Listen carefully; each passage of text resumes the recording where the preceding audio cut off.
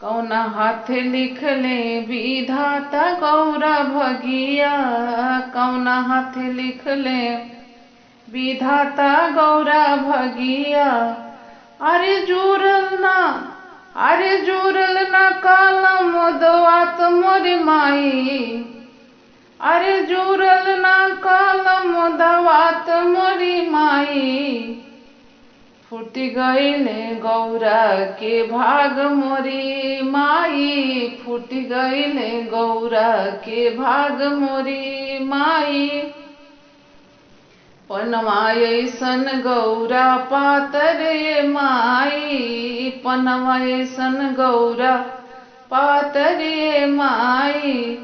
अरे फूलवा अइसन सुकुवार मोरी माई, अरे फूलवा अइसन सुकुमार मोरी माई। कैसे